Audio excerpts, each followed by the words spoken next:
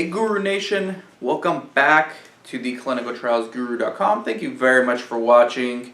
Make sure you subscribe, alright? Follow me on all the social networks. I've been pushing Instagram lately because they do live streaming now. And I know Facebook's done live streaming too, and so has Twitter, but Instagram is where all the attention is right now. So I'm on there and I'm really promoting my Instagram, also my Snapchat, but any social network you can think of. I'm on it. So send me your questions, comments, whatever you want. Just let me know who you are. Let's get to know each other. That's why I do this after all, okay? So today's question comes from someone who, I can read you the question, but basically it boils down to, do I have any information about site training?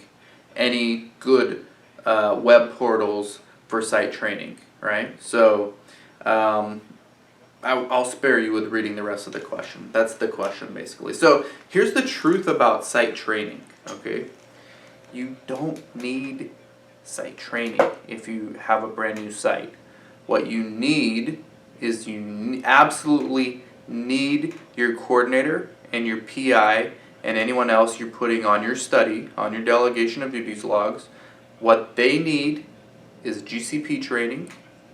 Absolutely you need it, which, oh by the way, you can find for free online, okay?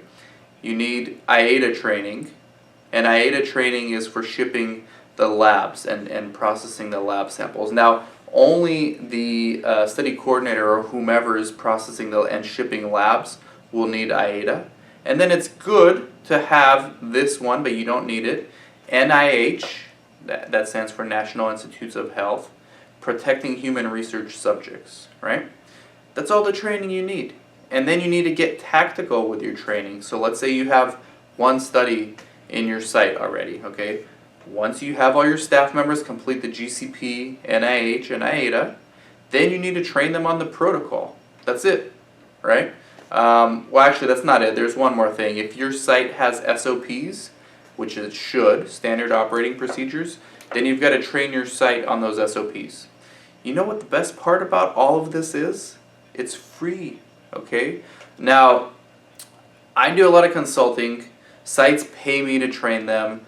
I have programs. I have a CRA Academy, which translates very well into research clinics and people who work at research clinics.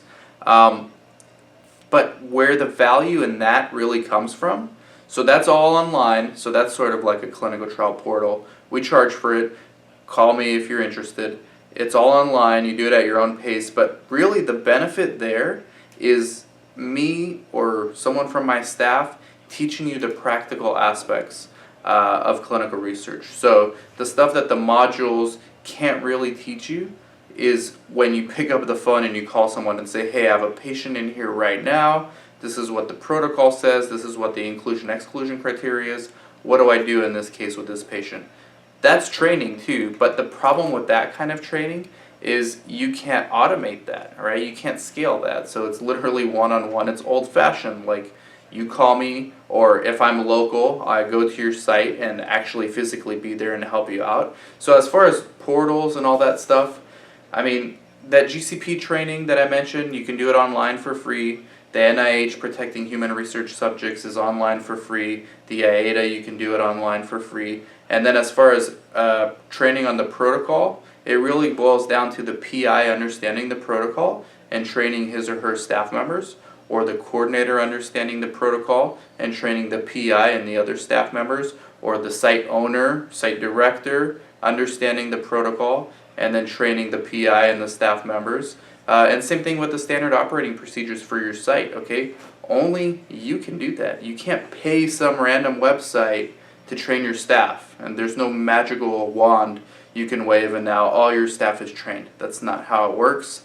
Save your money, unless you want to spend it with me, of course, but like I just explained, right, mine is much more practical. Like, we have the modules, you learn the basics, but really training, the actual practical aspects of training come from doing and having questions about the real world of doing clinical research. So save your money for any clinical trial training programs. You can find the basics for free And then for anything else, like I have a site locally nearby to me where I go on site once a week, train their staff. But like the first thing I have them do is do GCP, NIH, IATA. Then I enroll them in my CRA Academy. I have the added benefit of doing that because I own the CRA Academy. And then I teach them the protocols, right? And then I make sure that they're following their SOPs. And then we create source docs, and it gets very tactical. There's no way to scale this. So if you need help, let me know. I can do it. 949-415-6256. If you're considering site training, you could probably do most of it yourself, right? Talk to you soon, Guru Nation. Thank you very much. Bye-bye.